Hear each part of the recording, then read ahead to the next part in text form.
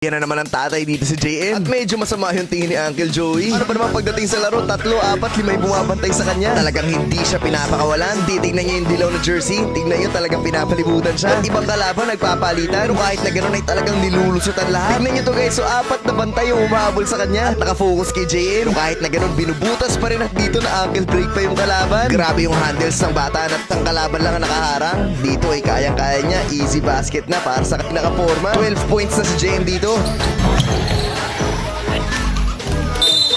Basket!